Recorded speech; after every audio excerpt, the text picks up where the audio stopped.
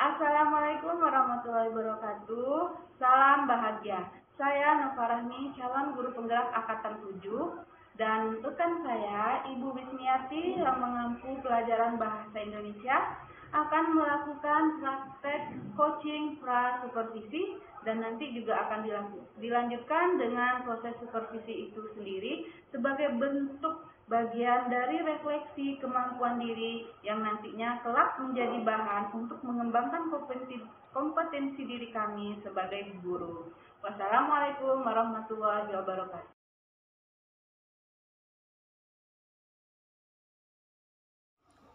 Assalamualaikum warahmatullahi wabarakatuh. Waalaikumsalam, Ibu Nova. Silakan duduk, Ibu Nova. Iya, terima kasih, Bu.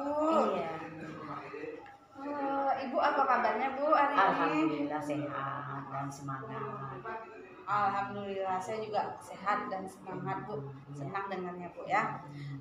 Kita kan hari ini ada janjian nih, Bu, Iya, untuk iya, coaching benar. pra supervisi Iya. atau sebelum supervisi. Mm-mm. Terima kasih ya, Bu, sudah meluangkan waktunya Iya, sebelumnya ini, Bu. sama-sama. Biar teman-teman kita juga kenal, tahu dengan Ibu Wis. Silahkan Ibu memperkenalkan diri Ibu dulu, Bu. Oke, baiklah Ibu Nova. Sebelumnya saya akan memperkenalkan diri saya. Nama saya Ibu Wisniati SPD. Program pembelajaran saya ajarkan bahasa Indonesia. Kemudian saya mengajar di SMKS Telkom Pekanbaru. Nanti kelas yang mau akan kita supervisi di kelas berapa, Bu? Kelas 10, Ibu. Kelas 10 Iya. Ya, saya selama ini juga tahu Ibu ngajar di kelas 12 juga. Jadi kita nanti supervisinya di kelas Iya, 10, Bu, ya. Kemudian ini gimana, Bu, perasaan Ibu, Bu, selama proses coaching pra supervisi kita ini gimana, Ibu, perasaan Ibu?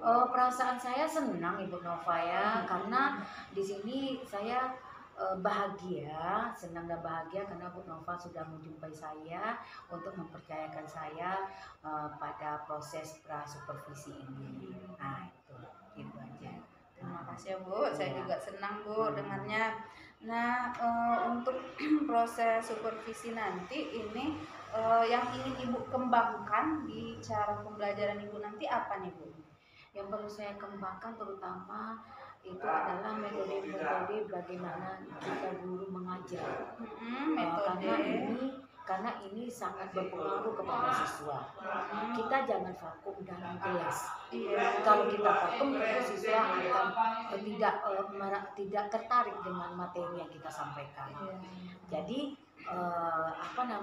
bagaimana aksi kita kepada siswa, bagaimana respon kepada siswa, itu dikembalikan kepada kita sebagai pendidik.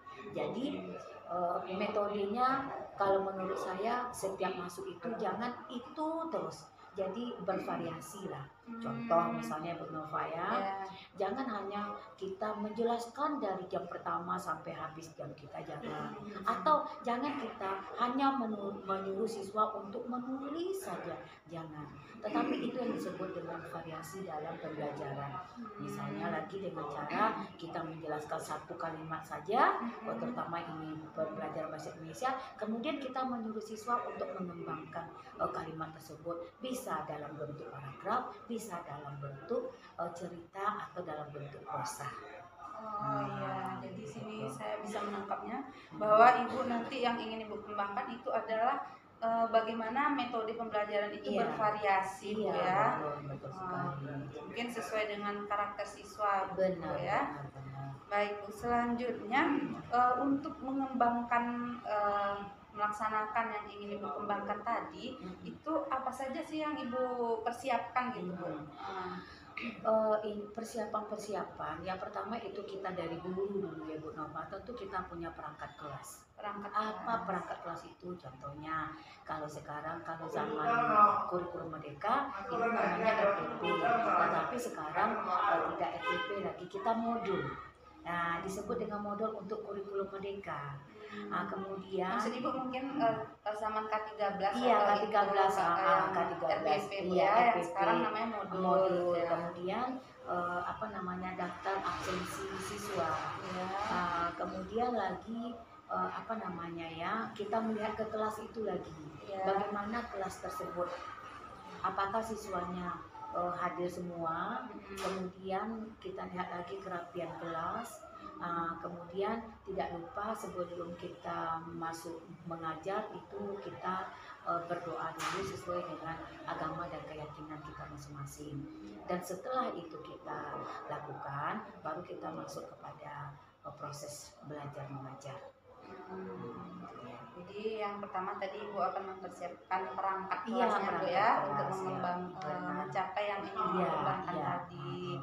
Iya. Ini kita sampai nih Bu di pertanyaan terakhir. Nah, selama ini tantangan apa nih Bu yang Ibu rasakan dalam proses pembelajaran?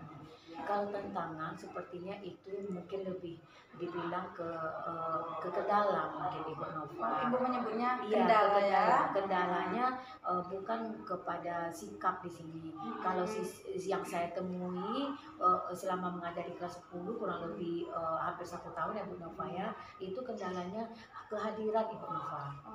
Jadi kehadiran itu menyebabkan siswa saya itu alfa.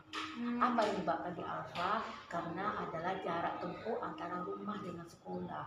Itu siswa saya itu banyak yang tinggal di daerah Kampar ke sana Ibu Nova. Di luar kota Pekanbaru. Di luar kota ya, Pekanbaru. Pinggiran kota. Pinggir ya. kota sangat jauh sekali. Ya. Jadi rumahnya bukan di pinggir lagi, sudah masuk ke daerah sawit, perkebunan sawit. Jadi jauh jangkauannya ke dalam lagi, berkilo-kilo pula dari jalan hitam.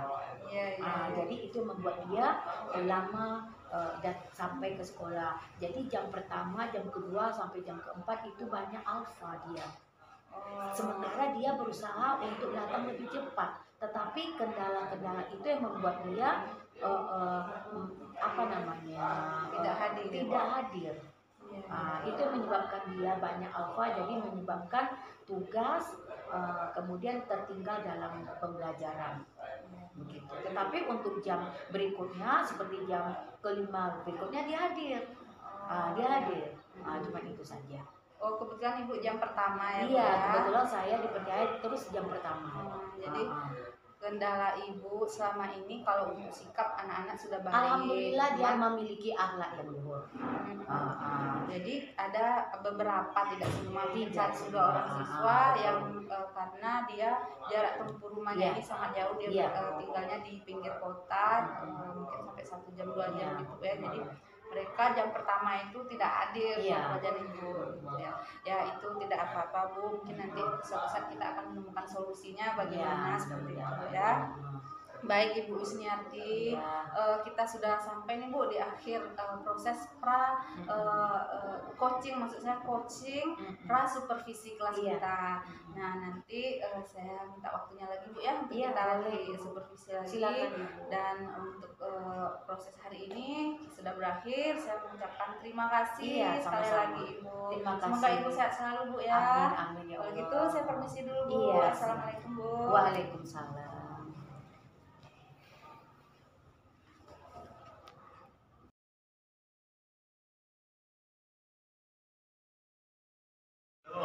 Assalamualaikum warahmatullahi wabarakatuh. Waalaikumsalam warahmatullahi wabarakatuh. Badan gerak. Sebelum belajar udah doa mulai.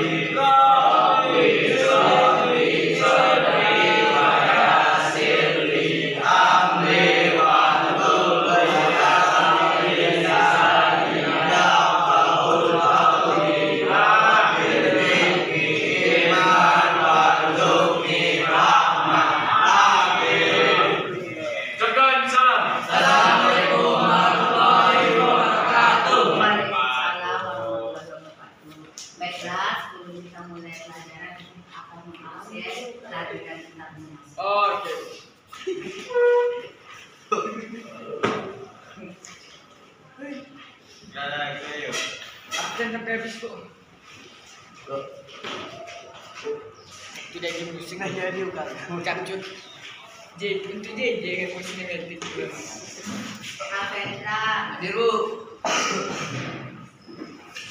Ajis, Ustama, Kevin, Daniel, Jata, Dimas Andika, Dimas Galuh, Reza, Ahmad Ilham, Hendra, Jupriati Gea, M. Farel, M. Fadri, M. Mukha, Pasha, Raymond, Rizky, Samuel, Sandi, Fernand, Wahyu, Yedirman, Zakaria, Zikri, Zulfami, dan Rivaldi. Berarti yang tidak hadir ada 2 orang, yaitu ketiga ya. Daniel, di mana Daniel? Di mana Andika itu ada di Bu? Ada. Ada Bu itu. Ridwan. Siapa ya Bu? Iya. Fajri itu lagi. Fajri Rizky. Tadi ada pagi tadi. Iya, dia itu Bu. Rizky Bu. Rizky itu. Mana Rizky? Pura-pura. Ah, Rizky ada Bu. Berikan. Baiklah siswa ibu semuanya, kita akan melanjutkan materi pembelajaran kita bahasa Indonesia. Minggu sebelumnya kita juga sudah mempelajari tentang apa? Tentang apa kita?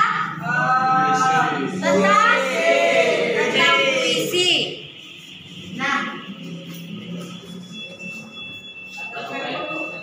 puisi tentang puisi apa sebetulnya maksud dengan puisi kemarinnya? Puisi apa? Apa puisi ya? Karya seni satu, kemudian apa lagi? Puisi ya? Apa lagi? Ya? Apa? Samuel?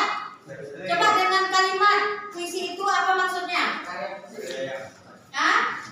Puisi adalah rekaman dan inspirasi pengalaman manusia yang penting yang diubah dalam mewujud tali kepesan yang berupa kata-kata indah. Berupa kata-kata indah. Jadi puisi itu suatu bentuk karya sastra.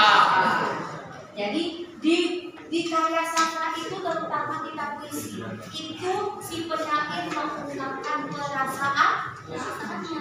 Bagaimana perasaan si penyair? Banyak yang dirasakan. Ada rasa apa? Sedih. Rasa apa lagi? Senang. Apa lagi? Rasa. Apa lagi? Apa? Gembira. Apa lagi? Kesal. Banyak perasaan yang disampaikan, yang dituangkan oleh penyair dalam sebuah puisi. Kemudian selama ini pernah nggak, atau selama di SMP atau di SD pernah nggak anak-anak itu menciptakan sebuah puisi? Pernah. Contohnya Indra. Puisi apa yang pernah Indra ciptakan? Ibu. Judulnya ibu atau temanya ibu? Sama tema dengan judul berbeda. Kalau tema apa? Tema apa? Pokok permasalahan dalam sebuah karya sastra. Pertama kita mempelajari tentang puisi. Sedangkan isi apa? Apa tadi? Tema, isi apa? Masih dengan judul. Judul apa judul? Menggambarkan yang keseluruhan dari sebuah karya sastra. Jadi ingat, dalam sebuah karya sastra, terutama pada puisi, itu kita tidak boleh lebih dari satu tema. Mengapa demikian, Bu? Karena puisi itu bisa menjadi ragu kalau permasalahannya lebih dari satu. Kemudian balik lagi, Pak, apa lagi yang kita perhatikan dalam mempelajari puisi kemarin? Ada aspek bunyi. Kemudian apa lagi? Aspek bentuk. Apa lagi? Aspek makna, aspek sosial. Bisa menguraikannya satu persatu? Bisa. Aspek bunyi itu apa yang bisa kita pelajari atau ambil isinya di situ? Di aspek bunyi itu. Apa yang kita kenal di situ? Pilihan kata. Pilihan katanya. Pilihan katanya bagaimana? Contohnya bagaimana? Contohnya bocah kecil tanpa alas kaki. Nah, kemudian Bocah kecil tak beralas kaki. tak beralas kaki. Jadi artinya ada kombinasi kata. Jadi dalam aspek bunyi itu yang diutamakan apa? Kombinasi kata. Jangan terlalu banyak memakai kata yang tidak penting. Bentuk. Bentuk apa yang dipelajari di situ? Sebagai sebuah karya yang dituliskan, aspek bentuk juga menjadi pertimbangan dalam menentukan diksi. Diksi apa, Adis? Diksi itu apa, Adis? Pemilihan kata. Agar tidak lebih estetik. Estetik apa? Indah. Contohnya bagaimana? Samuel, coba sebutkan. Bagaimana contohnya? Yang aspek apa tadi? Aspek apa itu? Aspek bentuk. Apa contohnya, Nak? Di aspek bentuk itu. Mereka menari. Mereka menari. Kemudian menjadi Mereka menari menyanyi. ya, mereka berarti ada yang harus diperbaiki di situ. Ya, ada yang harus diperbaiki. Kemudian apa lagi? Aspek apa lagi? Yang ketiga. Aspek makna. Nah, apa maksudnya itu? Aspek makna. Kesesuaian antara kata yang dipakai dengan apa? Isi pada puisi. Jadi kesesuaian kata yang dipakai atau kata yang diucapkan dengan puisi yang ditulis. Contohnya misalnya apa kemarin, Dea? Memakai kata apa kemarin? Memakai kata apa? Angin sepoi itu contohnya ke mana? Disandingkan. Apakah dengan situasi galau, dengan situasi semangat, atau bagaimana? Situasi romantis. Cocokkah dengan? Coba berikan contohnya. Baca ini, ya. Malam kian tegang, angin menghantam, dingin gemuruh, memaksa penuntung. Sepoi angin bermakna angin yang menghembus pelan, biasanya digunakan untuk hal-hal yang menyenangkan, lagu atau romansa. Jadi sepoi angin maknanya sangat bertolak belakang dengan kata-kata lain yang menunjukkan suasana mencekam atau mengerikan. Jadi sepoi angin sepoi atau sepoi angin? Sepoi angin tidak cocok dengan kata yang mengikuti berikutnya. Contohnya kata apa itu yang tidak cocok itu? Jadi cocoknya ke situasi yang romantis, yang indah, itu baru kepada angin sepoi. Jadi aspek makna data itu maksudnya kita menelaah, kita mengkaji di situ. Cocok nggak kata yang kita sebutkan dengan isi yang akan kita tulis. Jadi tiga mempengaruhinya. Yang pertama aspek apa tadi, Samuel? Aspek bunyi. Yang kedua aspek bentuk. Yang ketiga aspek sosial. Ya, paham itu ya? Paham, Bu. Nah, coba kita bahas mengenai visi apa kemarin Ibu sajikan. Menghapus apa dulunya? Menghapus katanya. Coba siapa bisa menyebutkan sama Ibu puisi menghapus katanya itu menceritakan tentang apa? Coba siapa bisa? Dan apa yang disajikan oleh pengarang dalam menghapus katanya itu? Tentang apa itu? Coba siapa bisa? Coba Samuel, Sandi. Menghapus katanya apa yang disampaikan oleh si penyair di situ? Tentang apa, Dea? Perempuan. Bagaimana perempuan di situ? Apa yang dikerjakan perempuan di situ? Atau apa yang dirasakan si perempuan di situ? Tidak adil. Betul. Tidak adil. Tidak adil kenapa, Ustama?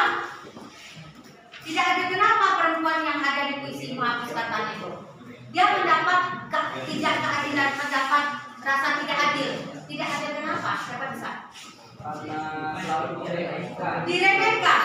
Ya, kemudian diapakan lagi di situ perempuan itu adil? Tidak disetarakan. Berarti memang betul-betul si perempuan itu dijatuhkan di situ. Jadi nggak dianggap. Kemudian akhirnya bagaimana si perempuan ini? Ayo dengar Ibu. Akhirnya si perempuan itu bagaimana dia? tidak menghiraukan.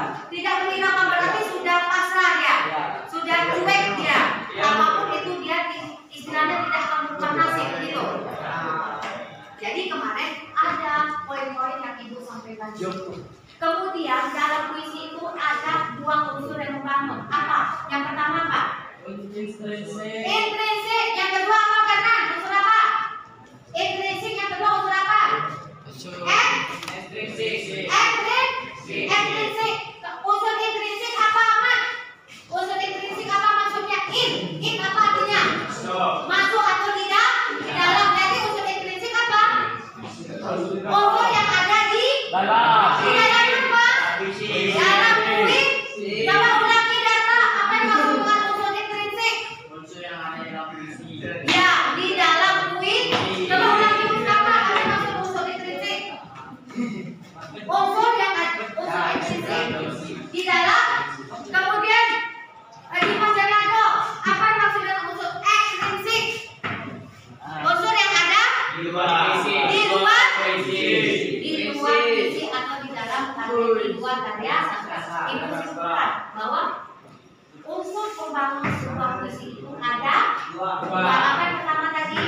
Intrinsik, yang kedua unsur ekstrinsik. Nah, sekarang ibu tanya, apakah unsur intrinsik dan unsur ekstrinsik itu bisa dipisahkan? Tidak. Karena namanya unsur pembangun itu sangat dibutuhkan dalam sebuah karya sastra.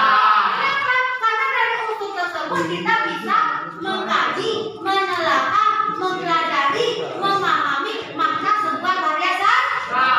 Ya, tidak bisa. Oh bu, kami hanya memakai unsur intrinsik, salah besar. Oh bu, kami hanya memakai unsur ekstrinsik, salah besar. Kedua-duanya kita pakai, kedua-duanya kita gunakan. Paham belum? Nah, sekarang ibu tanya, apa-apa saja yang termasuk unsur intrinsik? Coba buka. Apa-apa saja? Apa? Diksi. Kemudian apa lagi?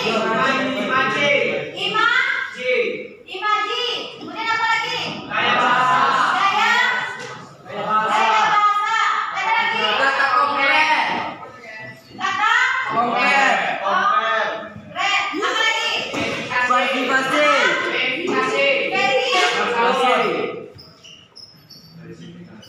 Infografi. Nah, ini termasuk pada unsur apa ini? Intrinsik. Intrinsik yang bagian batin atau bagaimana? Bagian? Nah, apa itu masing ini maksudnya? Diksi Diksi pemilihan. apa tadi? Pilihan kata. Pilihan kata dalam sebuah karya sastra atau puisi. Kemudian dikaji. Kata-kata. Pikiran dan perasaan. Saiful. Assalamualaikum warahmatullahi wabarakatuh. Materi kita yang sebelumnya puisi, ya, tadi kita sudah ibu jelaskan. Nah, tolong dibuka materi yang ibu share itu. Tolong dibuka materi yang ibu share itu. Nah, kamu buka ranahnya tentang menghapus katanya. Ya, menghapus katanya. Di sini ibu akan melihat kemampuan anak ibu. Ibu akan melihat apa namanya ya, kecakapan, kerajinan masing-masing kita. Karena minggu kemarin udah 2 minggu nih belum ada yang mengumpul latihan sama ibu. Cuma 2 orang mengumpul latihan, Gea dan Samuel. Aziz belum ada, ya. Sekarang tolong dibuka materi yang ibu sampaikan di grup tadi, ya. Menghapus katanya itu karya siapa itu? Adinda. Siapa pengarangnya?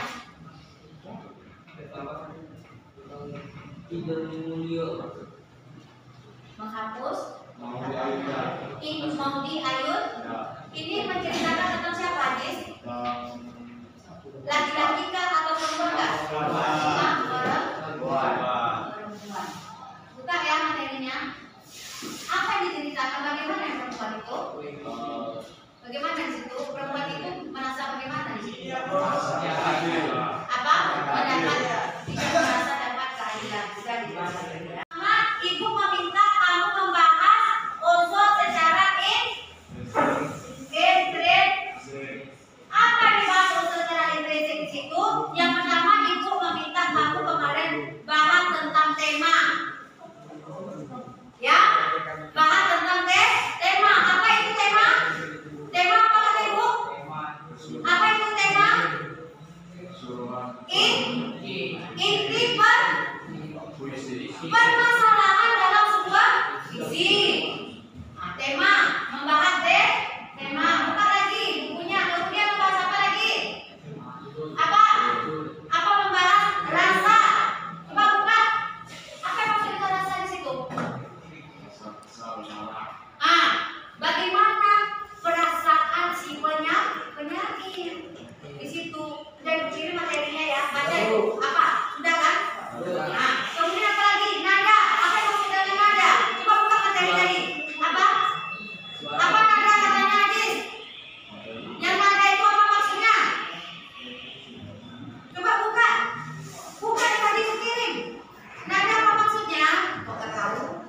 Ada yang kirim tadi nak? Sikap penyiar.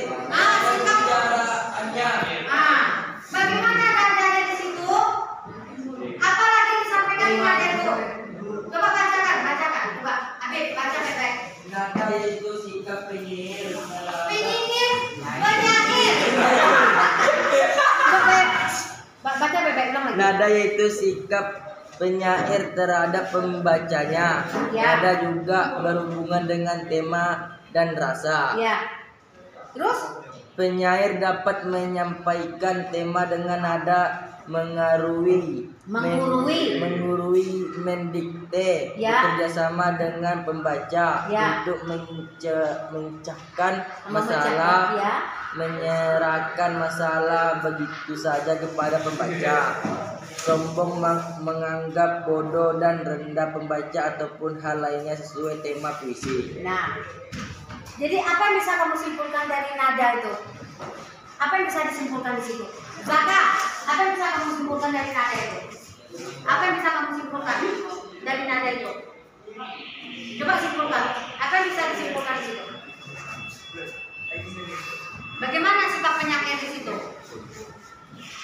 Menyampaikan tentang apa? Mengenai apa? Rasa. Rasanya bagaimana? Pedas, manis kan? Kacau kan? Di nada itu si penyair menunjukkan apakah sifatnya di situ menggurui, betul tidak? Katanya itu apakah sifatnya mendikte, betul tidak? Itu dia di situ. Jadi bagaimana nadanya? Tergantung kepada kita menyajikan puisi. Makanya sebelum kita menyajikan puisi atau membaca puisi, kita pahami dulu isi dari puisi, isi dan makna puisi. Baru kita bisa menentukan tema, baru kita bisa menentukan rasa, kemudian baru kita bisa menentukan nada. Kemudian apa lagi? Apa lagi? Amanat. Apa itu amanat, Zaka? Pesan siapa? Pesan siapa? Pesan si penyair atau si pengarang? Bukan pembaca. Ya. Sekarang ibu tanya lagi. Amanat itu apakah kita dapatkan secara tertulis dalam puisi atau kita dapat secara tersirat? Tersirat, ya. Jadi amanat itu tidak dituliskan secara langsung. Tetapi bagaimana cara mencari amanat? Yaitu dengan membaca nanti di luar dulu. Ya, bagaimana menentukan amanat sebuah puisi?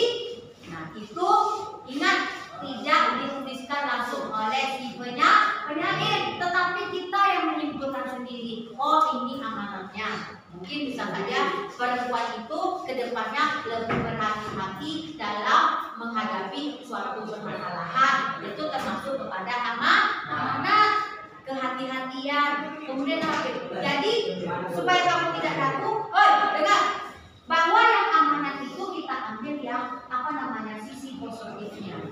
Kita angkat sisi positif yang atau yang baik-baiknya. Kita jadikan pembelajaran untuk kita. Karena siapa? Kita ini adalah si pembaca dan penikmat puisi. Ya. Jadi di dalam menganalisis itu tentu kita harus tahu bagaimana temanya. Kemudian apa lagi? Data, harus tahu apa lagi? Rasa. Kemudian harus tahu apa lagi? Nada. Kemudian harus tahu apa lagi? Amanat. Itu harus tahu kita. Bagaimana menentukan itu semua? Dengan kita membaca puisi. Dan puisi yang ibu tunjuk itu bukan hanya nanti puisi menghapus katanya. Bisa saja judul puisinya yang lain lagi. Jangan ada tantangan bagi kita. Dengar yang saya bilang, kenapa nggak harus puisi, harus puisi itu saja. Jadi kalau kita seorang yang memiliki nilai seni yang tinggi, apapun yang disampaikan puisi kepada kita bisa untuk menganalisisnya. Menganalisis dari segi apa saja kita bisa. Yang penting syaratnya kita harus tahu isi dan makna puisi. Kalau kita sudah paham isi dan makna puisi, insya Allah kita mudah mendapatkan kemudahan dalam menganalisis, baik menentukan faktor unsur pembangun intrinsik maupun unsur pembangun ekstrinsik. Ya, itu semua yang disebutkan tadi termasuk kepada intrinsik atau ekstrinsik. Kemudian masuk kepada ekstrinsik. Ekstrinsik. Apa itu ekstrinsik tadi? Di dalam apa di luar? Itu karya sastra atau puisi. Apa saja di situ yang kita pelajari? Ada 3, betul tidak? Yang pertama unsur apa? Unsur biografi. Unsur Biografi. biografi. Unsur sosial. Ya, unsur Sosial. ya. Unsur Apa lagi? nilai. Unsur Nilai. unsur biografi apa maksudnya? Ahmad? Unsur biografi itu apa maksudnya di situ? Coba kamu simak ya. Apa? Apa unsur biografi?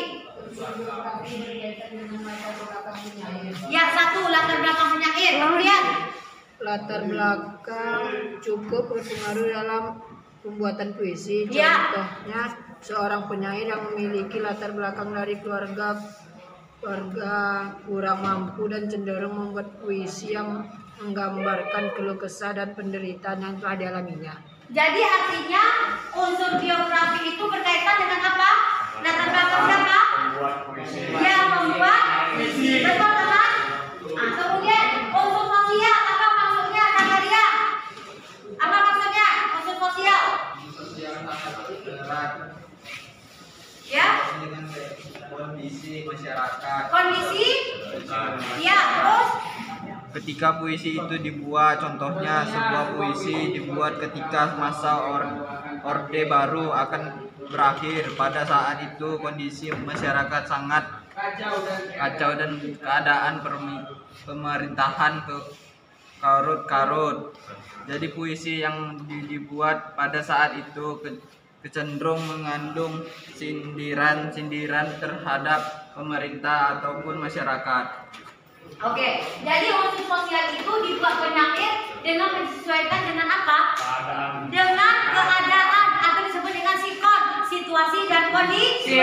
Bagaimana kondisi pada saat itu? Atau bagaimana situasi masyarakat pada saat itu? Nah, disitulah dimunculkan unsur sosial. Ya, yang keenam. Kemudian yang ketiga, unsur nilai. Apa maksudnya? Yedi, unsur nilai itu apa maksudnya Yedi? Apa maksudnya unsur nilai? Unsur nilai dalam puisi berkaitan dengan pendidikan. Yang berkaitan dengan Pendidikan. kemudian apa lagi? Terus seni ekonomi, Apa lagi? politik, Apa lagi? Budaya. istiadat, Ada istiadat dan lain sebagainya. Jadi apa? Hukum. Jadi unsur nilai itu berkaitan dengan banyak yang sifatnya pengetahuan, betul tidak? Contohnya pendidikan, apalagi budaya, apalagi ya ada istiadat kebudayaan artinya. Agama kita masuk nggak? Kemudian apa lagi? Hukum. Ada lagi? Apa lagi? Politik. Banyak puisi yang mengandung politik, betul tidak? Apalagi sama-sama caleg sekarang ini, ya kan? Yang mau mencalonkan diri jadi anggota DPR, apalagi calon presiden, wakil presiden, bupati, lurah dan sebagainya. Ya, jadi ini termasuk yang 3 ini termasuk kepada unsur pembangun ekstrinsik. Ya, jadi kita harus baca dulu. Jadi syaratnya Fernand harus dibaca apa dulu bisa menyelesaikan ini? Apa yang kita baca dulu? Puisi. Baca puisi baru bisa menganalisis unsur intrinsik kemudian unsur ekstrinsik. Nah, kemudian tadi ada gaya bahasa tertinggal. Gaya bahasa itu apa maksudnya? Atau disebut dengan apa? Majas. Disebut dengan majas. Majas apa saja digunakan di sini? Apa kemarin disebutkan? Ada majas personifika. Apa lagi? Majas apa lagi? Likotes. Apa lagi? Ironi. Apa lagi? Sinekdoke. Apa lagi?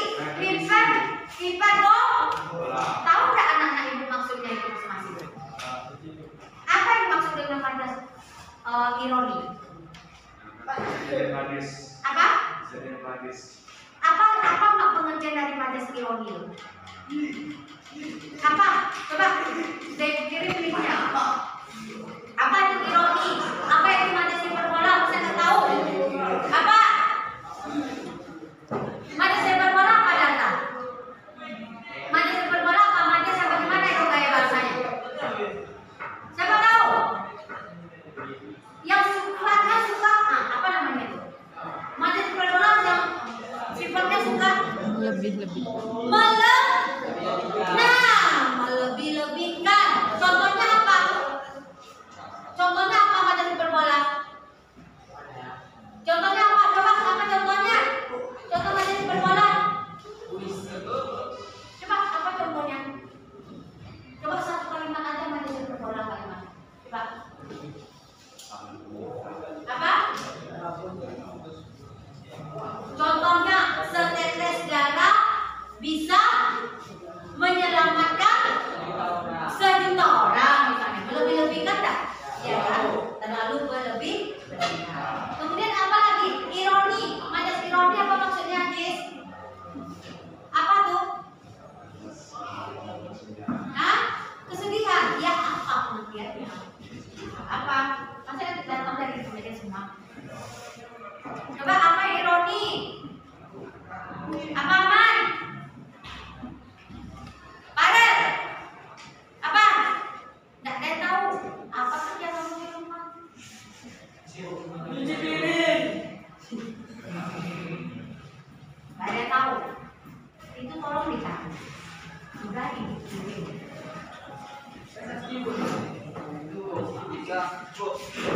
Ironi Cindy menyindir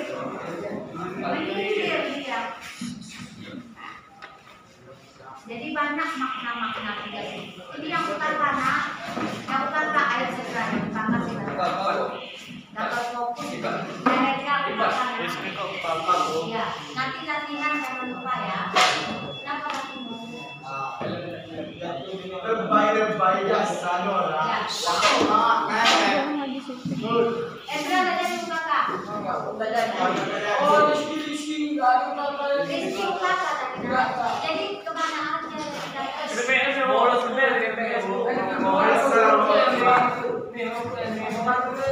Ya.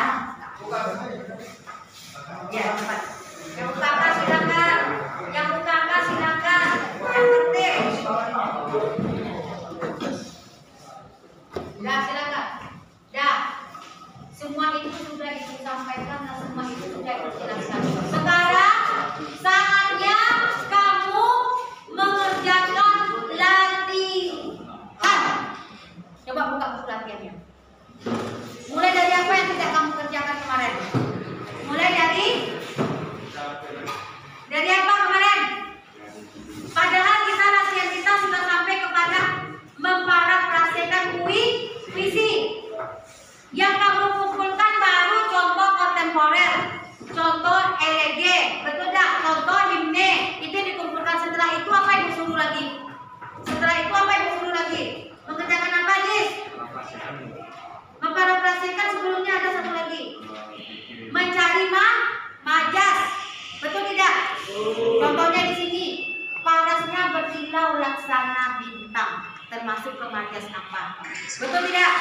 Tolong kamu kerjakan latihan itu, disiapkan sekarang sampai ke mencari unsur intrinsik dan ekstrinsik. Apa saja unsur intrinsik tadi ini menjadi tema, rasa, diksi, imaji, termasuk pada unsur intrinsik. Kemudian mencari unsur ekstrinsik, tentukan unsur biografi, sosial, dan unsur nilai. Sudah ada? Sudah dikerjakan? Setengah. Sekarang, tolong dirapikan membuat latihannya. Yang tidak ada soalnya difoto dengan foto masing-masing. Karena itu takut kalian ada pakai. Ini kerjakan ini. Ini banyak yang belum ngumpul ini. Tahap pertama mengerjakan majas, kemudian imaji, ya. Kemudian menentukan unsur intrinsik, ekstrinsik. Kerjakan. Oke.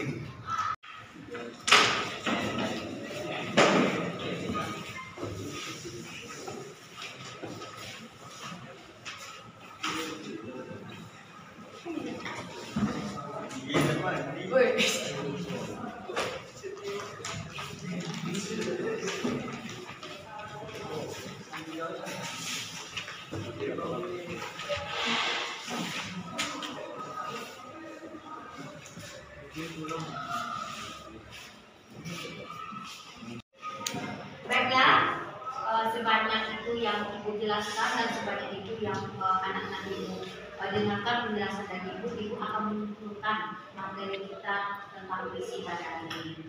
Yang mana, sampai sebelum Ibu menyimpulkan, ada yang bisa menyimpulkan? Ada yang bisa menyimpulkan? Nak? Mustafa bisa menyimpulkan materi kita hari ini? Bisa? Coba, visi itu pengertian visi apa? Coba. Pengertian visi itu apa? Coba. Suatu karya sastra. Kemudian visi dibangun oleh dua unsur.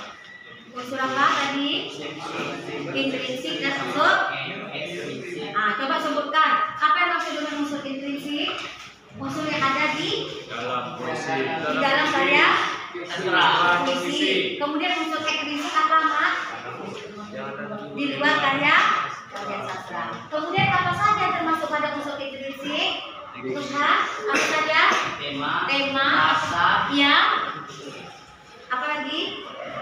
Nada, apa lagi? Imaji, gaya bahasa, amanat. Kemudian termasuk unsur ekstrinsik apa saja? Ya.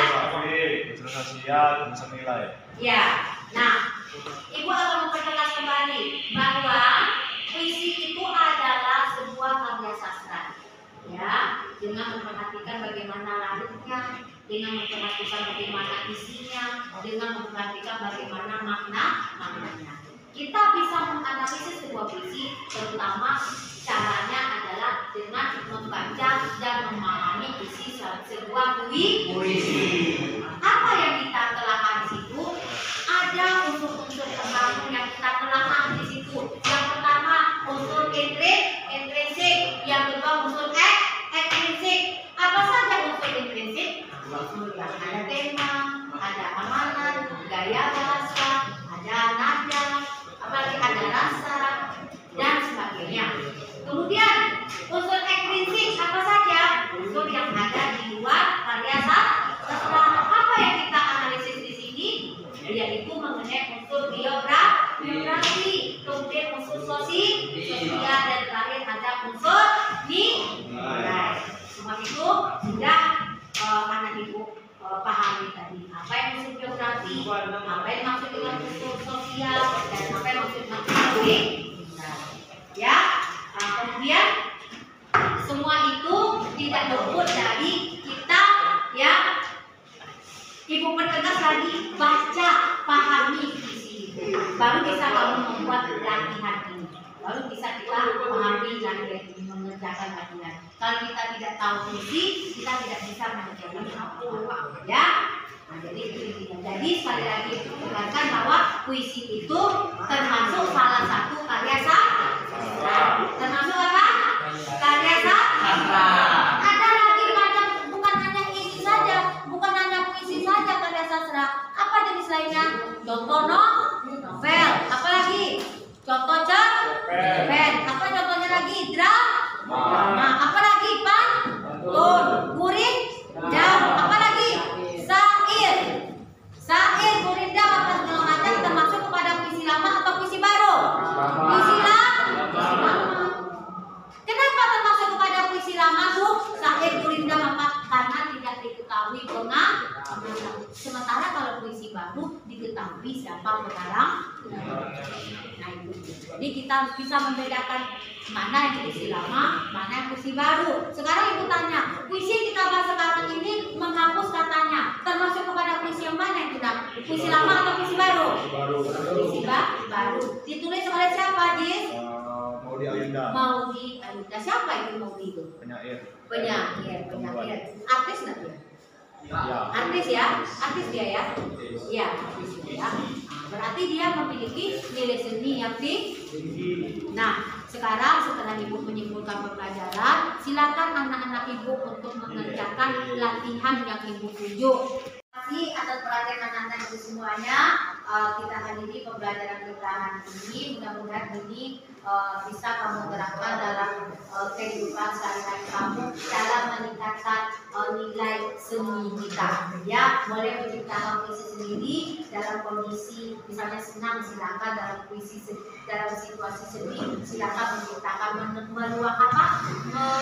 meluangkan waktu untuk menciptakan puisi, mencurahkan perasaannya ke dalam bentuk puisi, silakan. Dan terima kasih sekali lagi Ibu untuk pembelajaran kita. Assalamualaikum warahmatullahi wabarakatuh. Waalaikumsalam warahmatullahi wabarakatuh.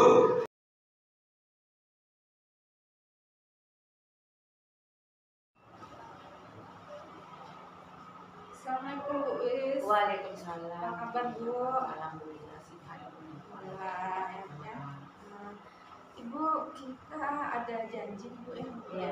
Melakukan Iya. supervisi. Ibu ada waktu Bu ya? Alhamdulillah. Lagi nggak ngajar Bu ya? Tidak ada ngajar. Kosong.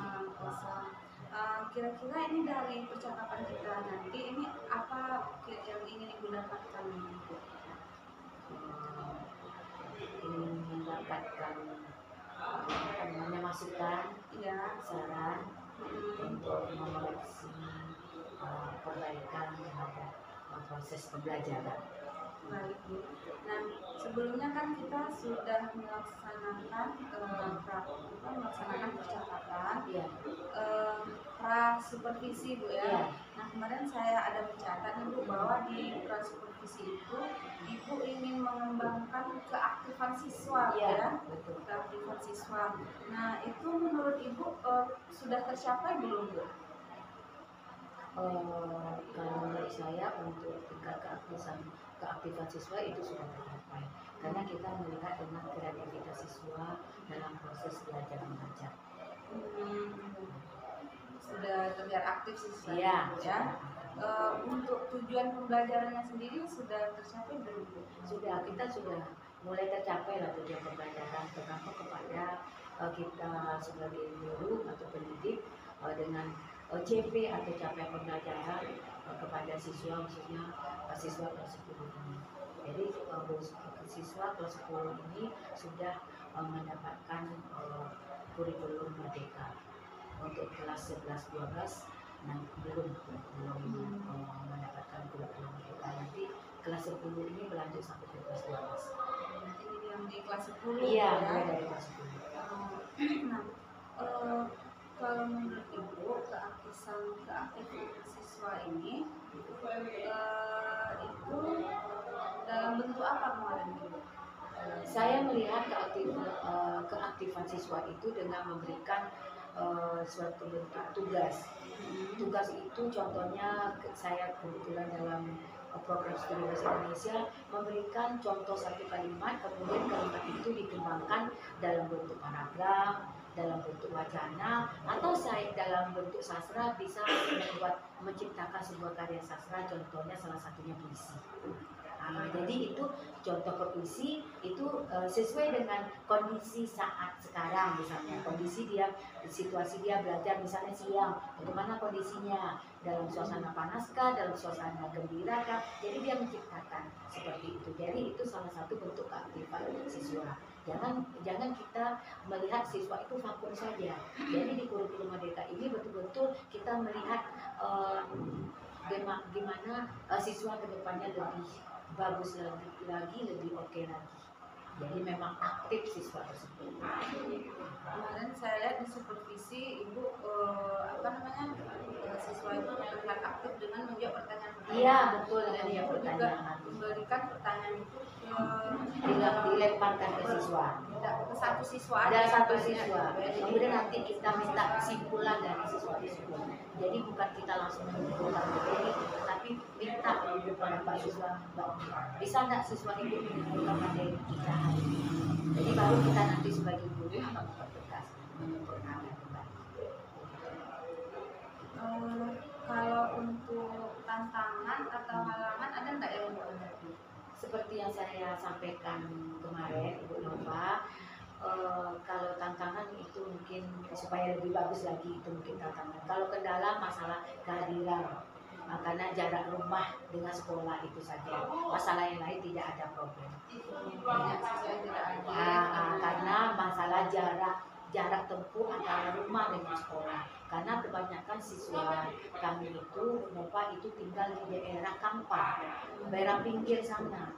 Jadi memang dia membuat itulah yang membuat kendala bagi siswa. Tetapi dia jam 3-4 dia bisa masuk. Untuk jam pertama kedua itulah kendala dia.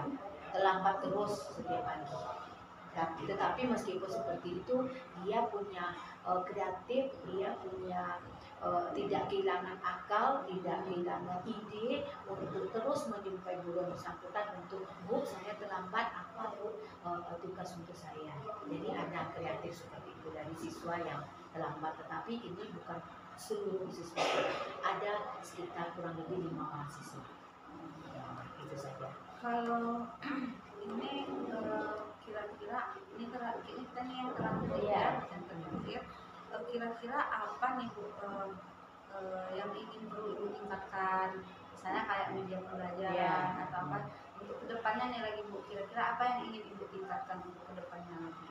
Yang perlu saya tingkatkan terutama dikembalikan kepada diri kita seperti itu. Jadi kita yang pertama tetap harus menguasai materi untuk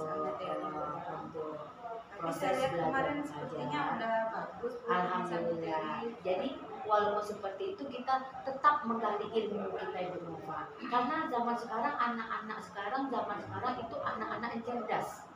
Jadi kalau dia misalnya tidak terima, dia bisa langsung komplain kepada kita. Jadi untuk itu kita harus siap tempur nih. Kita punya pedang sendiri untuk menghadapi siswa dengan karakter seperti ini. Ini begini kita cara menghadapinya. Jadi itu satu, kita menguasai materi. Yang kedua jangan lupa kita media kita tadi.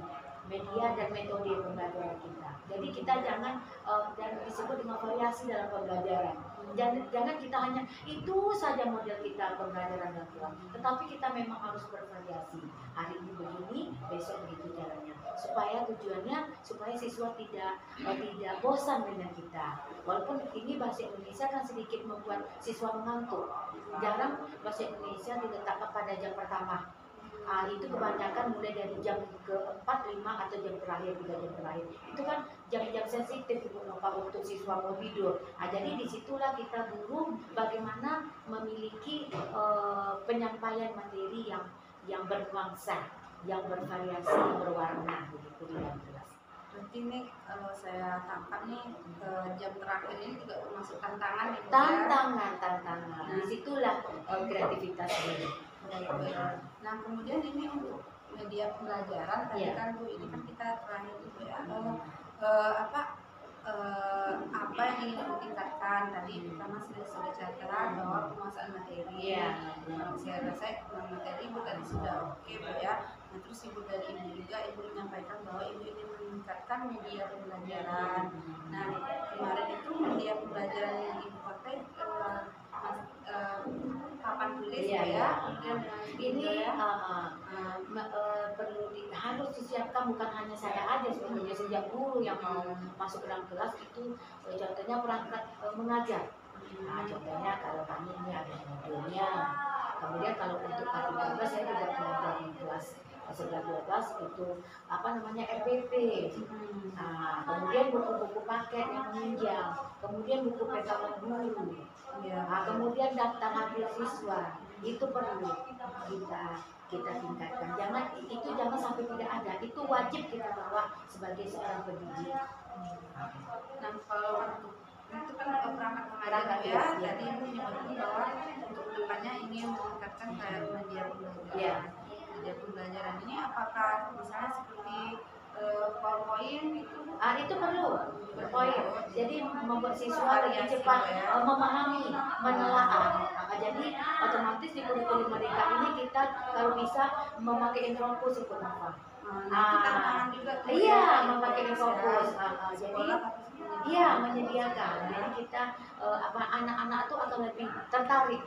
Akan lebih tertarik dengan memakai infografis. Jadi materi-materi di situ tersampaikan dengan cepat. Jadi anak lebih cepat menelaahnya.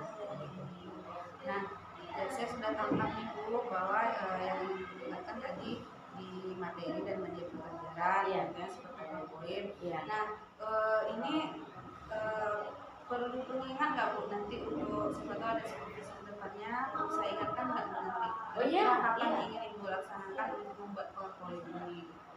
Mungkin ini bisa Ibu Nova mengingatkan saya, bisa setiap bulannya pun bisa. Itu kan hal-hal positif. Iya, iya. Kadang-kadang kan kita lupa. Itu kan namanya kita sama-sama rekan kerja. Kalau untuk yang hal-hal yang untuk positif, untuk kemajuan, nggak ada masalah bagi saya. Itu bagus sekali. Bagus sekali untuk mengingatkan yang namanya kita manusia. Ada lupanya. Jadi bagus lah saya mengingatkan. Bu, ini alhamdulillah kita sudah sampai nih Bu di akhir Iya. percakapan ya Bu. Iya. Terima kasih banyak ya Bu. Iya. Mudah-mudahan Ibu selalu sehat, Amin, amin. energik, Iya.